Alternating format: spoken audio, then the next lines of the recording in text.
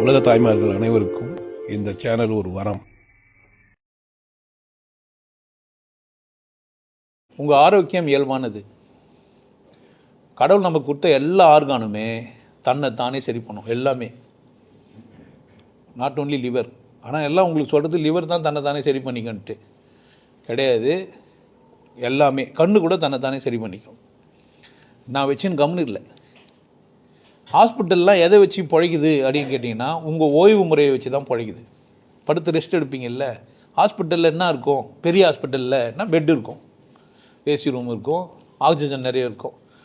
ஆக்சிஜனை நிறைய கன்சியூம் பண்ணி நிம்மதியாக தூங்குனீங்கன்னா உங்கள் உடல் திரும்ப என்ன ஆகிடும்? பழைய பொசிஷனுக்கு வந்துடும். அதுக்கு ஏன் பயிற்சி அவசியம் இல்லை. சாதாரணமாக வாசி யோகம்னு ஒருத்தர் சொல்கிறாங்கல்ல, அங்கே போய் சுவாச பயிற்சி மட்டும் கற்றுக்குன்னு நிம்மதியாக இருக்க கற்றுக்கினீங்கன்னா 100% நோய் நல்லாயிடும். என் பயிற்சி இல்லை, வெறும் வாசி யோகம் மட்டும். அவனுங்க என்ன பண்ணுவாங்கன்னு கேட்டிங்கன்னா, தாடி விட்டுக்கோ, எதோ சொல்லுவானுங்க, வேஷ்டி கட்டிக்கோ, சோறு துண்ணாத, அதை பண்ணாத, மட்டை பண்ணாதேன்னு. இதெல்லாம் எல்லாமே வாசி யோகம் சொல்லித்தரலாம், எனக்கு தெரியாது. அதுவே நல்லாயிடும் அதுலேயே. அப்போனா என் பயிற்சி அதோட விசேஷம். புரியுதுங்களா நான் சொல்கிறேன்ட்டு? நோய் நல்லா ஆகிறதுக்கு காரணம், நீங்கள் எந்த தப்பு செஞ்சு அந்த நோய் வந்ததுன்னு கண்டுபிடிக்கல. நோய் நாடி, நோய் முதல் நாடி, அது தணிக்கும் வாய் நாடின்னு சொல்லி வச்சுக்கிறார். நோய் பிரச்சனை இல்லை, நோய் வந்ததுக்கான காரணம் தான் பிரச்சனை. காரணத்தை கண்டுபிடிச்சி அந்த காரணத்தை நிறுத்தணும். அதர்வைஸ் நோய் நல்லாவாது. புரியுதா நான் சொல்கிறேன்ட்டு? மருந்து மாத்திரை நோய் அதெல்லாம் கிடையாது நல்லாவதுக்கு காரணம். வாய் நாடணும், அது முதல்ல அது தணிக்கிறதுக்கான. புரியுதா? திருக்குறளில் நோய் நாடி, நோய் முதல் நாடி, அதுக்கான முதல் என்ன ஆச்சு? அது தணிக்கும். அப்போ தான் அதான் மருத்துவம். சரிங்களா? இப்போ மருத்துவம் என்ன ஆச்சு அப்படிங்கன்னா, ஈஸியாக டக்குன்னு எதனா முடிச்சிட முடியுமா?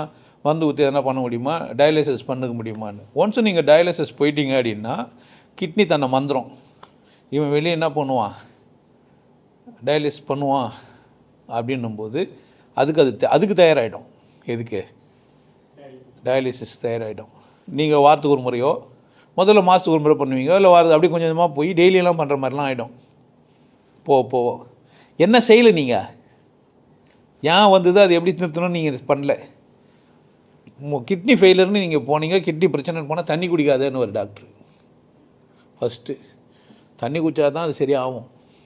இப்போ ஏன் அதை தண்ணி குடிக்கூடாதுன்னாருன்னா, அது சரியாயிடக்கூடாது. நான் தான் என்ன பண்ணேன், அதில் வேலை செய்யணும். முடிஞ்சிச்சிங்களா? மருந்து மாத்திரை கொடுத்து உங்களை நிரந்தர நோயாளியாகி சப்ஜெக்ட் நீங்கள் அவருக்கு. புரியுதுங்களா? எவ்வளோ பேஷண்ட் இருக்கிறாங்க, அதான் அவர் பணம். தப்பு கிடையாது, அப்படி தான் ஆயிடுச்சு உலகம். அதனால் அப்படி பண்ணுறார். ரைட்ராங்கலாம் இல்லை, ஆனால் அது தேவைப்படுது. எனக்கு வேறு வழி இல்லையே, ஓய்வு எடுக்க முடியல. ஏன்னா நிதானம் இல்லை என்கிட்ட. நான் என்ன நினச்சினுக்கிறேன்னா, கடைக்கன்னு ஓடணும், பணம் நிறைய சம்பாதிக்கணும், பிள்ளைங்க பொண்ணுக்கு சேர்த்து வச்சுட்டு ஒரு மனிதன் எவ்வளோ நோயாளியாக இருந்தாலும் சாகும்போது ஆரோக்கியமாக தான் சாகுவான். அது தெரியுமா உங்களுக்கு? கக்காலாம் வெளியே தள்ளுருவான், உச்சாலாம் வந்துடும், எல்லாத்தையும் வெளியே தள்ளிட்டு உடம்பு ஃப்ரெஷ்ஷாகி தான் போவான். Natural death. அவனால் அடக்கி வச்சுருந்த அந்த மலம் எப்படி வெளியே வந்தது? அப்போ உடம்புக்கு தெரியுது இனிமேப்பட்டு இங்கே நம்ம உள்ளே மனசுக்கு தெரியுது உள்ளே இருக்கு போகிறது இல்லைன்னு. அப்போ சரி பண்ணிட்டு போகுது. புரியுதா? வாழும்போதே சாவ கற்றுக்கினீங்கன்னா, உங்களுக்குன்னு வாழ்ந்தீங்கன்னா எப்படி நல்லா ஆகாமல் போகும்? அதான் என்னுடைய கேள்வி. நீங்கள் இப்படி கேட்குறீங்களே, நான் எப்படி கேட்குறேன், எப்படி நல்லாக்காமல் இருந்தீங்க நீங்கள் இவ்வளோ நாளாக? ஏன் நோயோடு இருக்கிறீங்கன்னு கேட்குறேன். அப்போ பயிற்சிகள்லாம் இருக்குது, உணவு முறைகள்லாம் இருக்குது. ஒழுங்காக சாப்பிட்டீங்கன்னா சரியாகும். சரியா? அதில் சில பேர்லாம் செய்கிறாங்க. இப்போ சித்த மருத்துவம்லாம் செய்கிறவங்களாம் சில பேர் சொல்லுவாங்க, மருந்தெல்லாம் தருவாங்க. என்ன தப்பு நடக்குதுன்னா, அவங்க கற்றுன்னு செய்கிறாங்களே தவிர ப்ராக்டிஸ் பண்ணி வரல. அவங்க யாரோ சொன்னாங்க, செஞ்சாங்க, கடக்குன்னு அதேமாதிரி செஞ்சுக்கிறாங்க. அவன் மருந்து செய்யறதுக்காக வேண்டிய இது கண்டதை போட்டு இடிச்சு, துத்தநாங்கெல்லாம் போட்டு இடிச்சு செஞ்சு கொடுத்துருவான். அதுவே உங்களுக்கு ஒரு நோயை உண்டாக்கிடும். புரியுதா? நான் சொல்கிறேன், சாதாரண சாப்பாடு சாப்பிட்டுன்னு மனசை ஆரோக்கியமாக வச்சுன்னு என் பயிற்சி பண்ணால் நோய் நல்லாயிடும்.